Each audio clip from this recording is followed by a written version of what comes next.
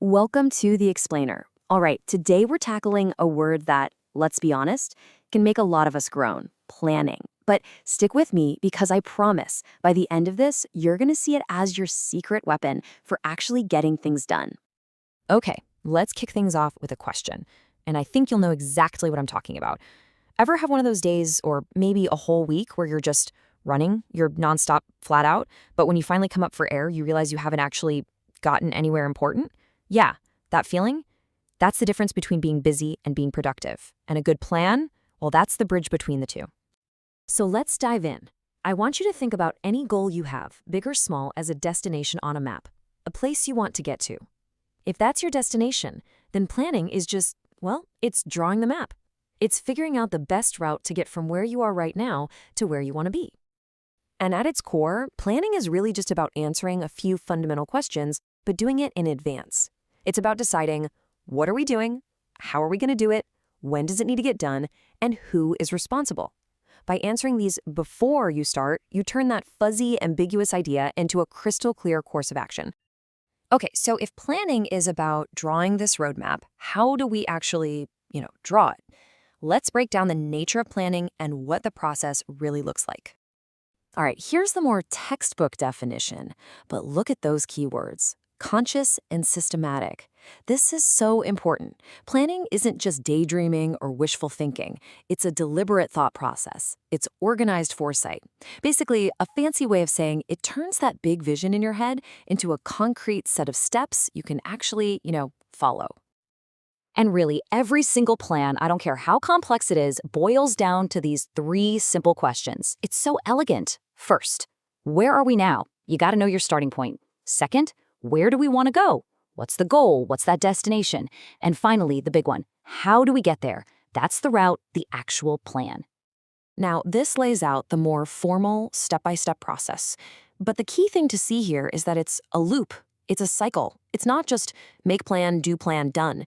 You start by setting your goals, you figure out the path, you implement it, but then, and this is so crucial, you have to monitor and control. You watch how it's going. And at the end, you review and evaluate what worked, what didn't. That learning feeds right back into the start of your next plan. Right, so let's get into packing for the journey. Because just like any trip, different destinations require different kinds of preparation, right? You wouldn't pack the same for a weekend camping trip as you would for a trek up Mount Everest. Planning is exactly the same. There are different types for different situations. You see this really clearly in organizations. At the very top, you have strategic plans. Think of this as the grand vision, the epic cross-country road trip. It answers, where are we generally headed in the next 5 years?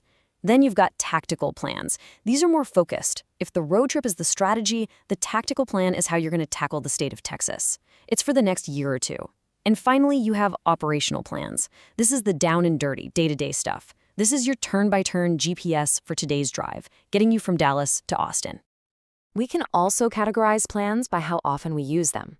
On one hand, you've got single-use plans. These are for one-time only events, like planning a big conference or a project launch. You create the plan, you execute it, and that's it. It's done. But on the other hand, you have standing plans. These are your go-to playbooks for things that happen over and over again. Think about a company's code of conduct or the procedure for requesting vacation time. It's a pre-built map for a road you travel often. But let's be real for a second. No journey, no matter how well you plan it, goes perfectly. Right? There's always going to be a surprise detour, an unexpected traffic jam. A plan isn't a crystal ball. It's not about predicting the future perfectly. It's about being so well prepared that when those inevitable surprises pop up, you can handle them. And the advantages of having that map are just huge. I mean, first off, it minimizes uncertainty. It gets rid of so much wasted effort because suddenly everyone is on the same page, pulling in the same direction. It even helps with innovation, because when you're forced to think ahead, you start coming up with creative solutions to problems before they even happen. Of course, it's not all sunshine and rainbows. We've got to watch out for the potential roadblocks. For one, planning can be expensive, and it definitely takes time. And here's a big one. A plan can create a false sense of security. You can get so attached to your beautiful, perfect map that you refuse to adapt when, a new highway gets built or a bridge washes out. You have to stay flexible.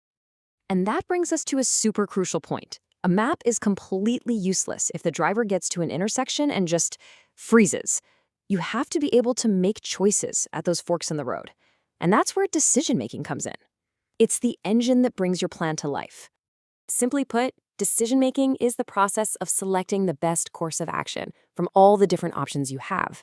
It's how you respond to those unexpected opportunities or threats by analyzing what's in front of you and actively picking a path forward. And check this out. This shows just how vital decision-making is. It isn't some separate thing you do once in a while. It is absolutely essential to every single part of management, from the initial planning to organizing your resources to actually leading your team and making those on-the-fly corrections. It's woven into the very fabric of getting things done. All right, so we've talked a lot about the what and the why. So now let's get down to the how. What's a simple, practical tool you can grab from your toolkit and use today to start planning for your next big goal? It's called the Smarter Goals Framework. You've probably heard of SMART goals, right? Well, this version adds 2 crucial steps at the end: evaluated and reviewed. It's a fantastic checklist. It forces you to turn a vague wish like, I want to get in shape, into an actual, actionable target. Something like, I will go to the gym 3 times a week for 45 minutes, and I'll do this for the next 6 weeks. See the difference? That is the bedrock of a solid plan. Because at the end of the day, planning isn't just some stuffy corporate buzzword. It's a fundamental skill for life. It's how you achieve anything that matters to you, big or small. It's literally the process of turning a dream into a reality. So as we wrap up, think about what you want to accomplish. Your journey starts right now. So what's the very first step on your map?